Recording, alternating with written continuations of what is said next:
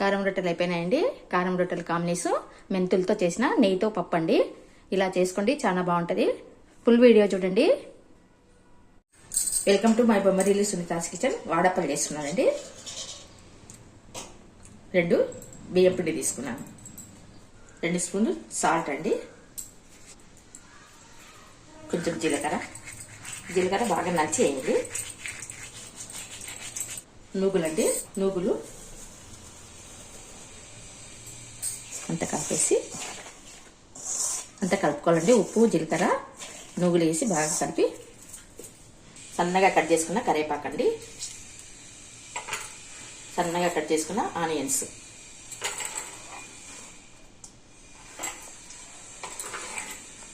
సన్నగా కట్ చేసుకోవాలండి. రొట్టెలాగా కుట్టాలి కాబట్టి సన్నగా కట్ చేసుకోవాలి. అట్లాగా చాలా తురిమినట్టు ఉండాలండి ఉల్లిగడ్డ. నేను కట్ చేసినా కానీ అంత నైస్గా కట్ చేసినాను, తురిమినట్టు. ఇది రొట్టె పచ్చికారం అండి. మళ్ళీ దీనికి సపరేట్గా పప్పు చేస్తానండి. వాడపలకు సపరేట్ పప్పు బాగుంటుంది. దీనికేనండి మేము కరెక్ట్ దీనికి వాడపల కోసమే సపరేట్గా చేస్తామన్నమాట. చూపిస్తాను. ఈ పప్పు తింటే ఇంకా వదిలిపెట్టరండి, అంత బాగుంటుంది. అంతా కలిపి పెట్టుకున్నాక తర్వాత వేడి నీళ్ళు వేసుకున్నామండి. ఇదంతా కలిపి పెట్టుకుంటాను. అక్కడ వేడి నీళ్ళు కాగుతుంటే ఇక్కడ పప్పుకి ప్రిపేర్ చేస్తాను. అంతా ఇట్లా కలిపేసుకున్నాం కదండి. వేడి నీళ్ళు పోసుకోవాలి. ఎక్కువ పోసుకోకండి, చూసి పోసుకోండి, ఎందుకంటే ఆనియన్ వేసినాం కదా. కొంచెం వేస్తానండి.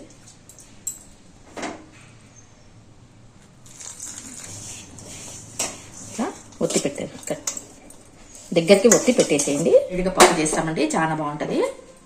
పప్పుకు నెయ్యి వేయించుకోవాలండి. అన్ని 1 స్పూన్ నెయ్యి వేసుకోండి, చాలా బాగుంటుందండి. ఈ పప్పు చేసుకుంటే మళ్ళీ వదిలిపెట్టారు, అంత బాగుంటుంది.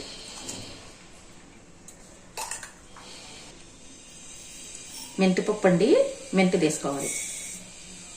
మెంతిపప్పు కాంబినేషన్ కూడా చాలా బాగుంటుంది. దీనికి ఎంత బాగుంటుంది, టేస్ట్ కూడా బాగుంటుంది.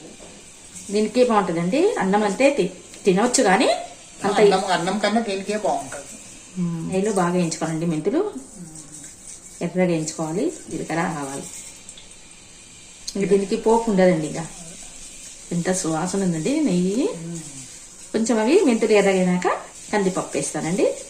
ఈ పప్పు చేయండి, వాడపలకి చాలా బాగుంటుందండి. అది వదిలిపెట్టరు. ఈ పప్పు లేని తినం మేమైతే.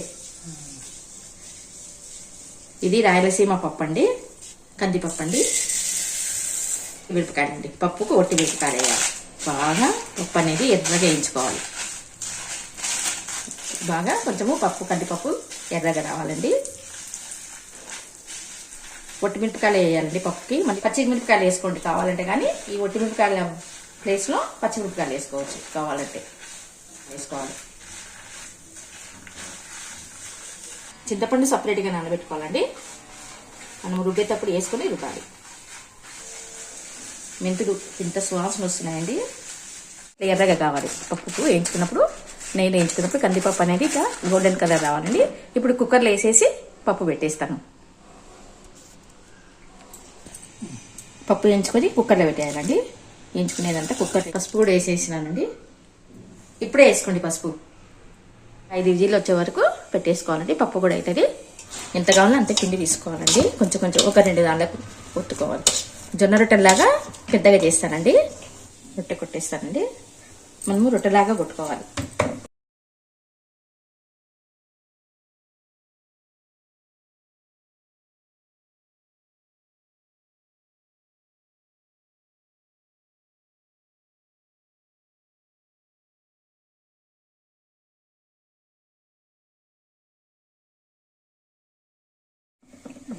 ఇట్లా చీలిన కాడ సైడ్లకి ఇట్లా అనుకోండి.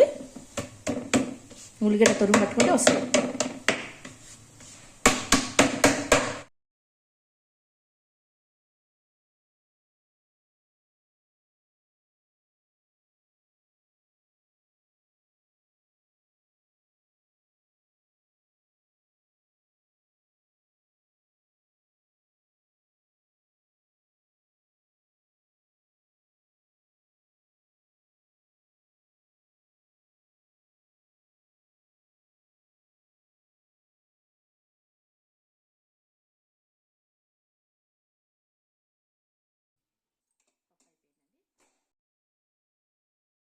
పండి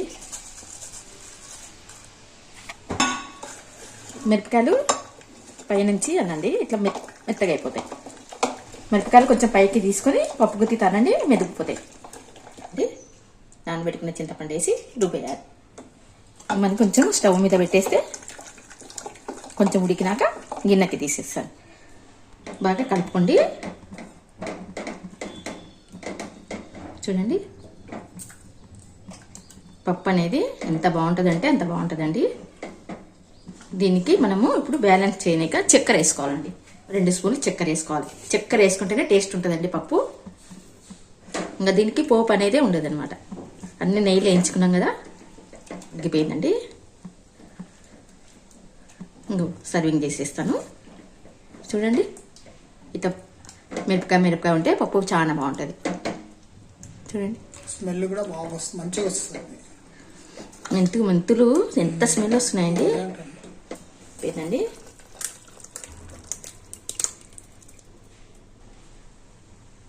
పప్పు అయిపోయిందండి. మెంతి పప్పు ఇలా చేసుకున్న బాగుంటుందండి. వాడపలకు చాలా బాగుంటుంది. ఇది రాయలసీమ పప్పు అండి. ఇది వాడపలకేనండి. ఒక్కసారి ఇలా చేసుకోండి. వాడపలకి నిప్పట్లకు కూడా బాగుంటుంది. నిప్పట్లకు, వాడపలకు, తప్పలేంట్లకు అన్నిటికీ ఇదేనండి. ఇంకా ఇది చేసుకొని తినాలంటే మరి అదే చేసుకుంటారు గ్యారెంటీగా. ఇంకా దీనికి పోపు అవసరం ఉండదండి. అన్ని నెయ్యిలో వేయించుకున్నాం కదా, ఒక మగ్గిచ్చినాక ఇంకా సర్వింగ్ చేసేసి పక్కకు పెట్టేయాలి. రొట్టె వేసుకొస్తుంది. రొట్టె మాత్రం ఒక సైడు వాటర్ వేసి కాల్చాలండి.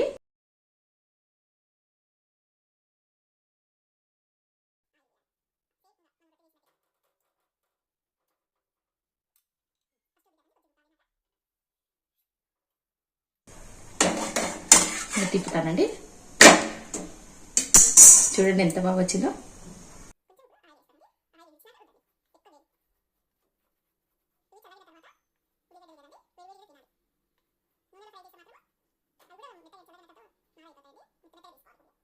చాలా బాగుంటాయండి.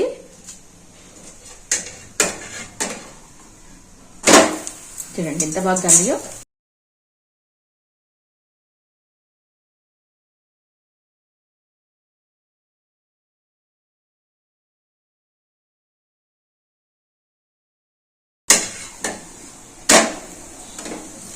ఎంత బాగా వచ్చింది కదా.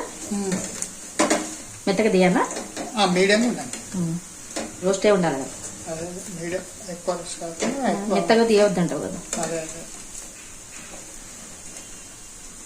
బాగా పతలాగా ఉన్నాయి కదా. సన్నగా తరగాలండి. మిరపకాయలు సన్నగా తరిగితేనే బాగా పతలాగా కొట్టుకోగలుగుతాం. ఆనియన్ తురిమేస్తే పిండి తొందరగా జోరు అయిపోతుందండి. తొందరగా పిండి జోరై మనకి రొట్టె కొట్టుకోనికి రాదు. ఎంతో వాడప్ప మనకి టైం వేస్ట్ కాకూడదంటే అన్ని కొట్టి పెట్టుకోవచ్చండి.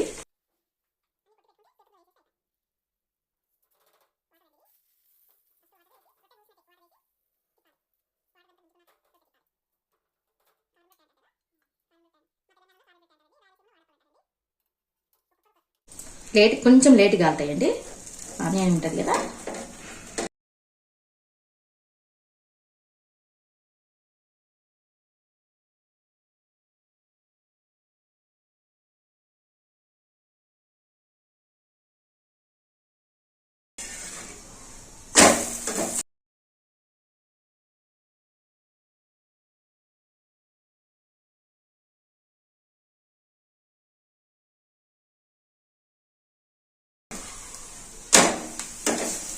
అయిపోయిందండి.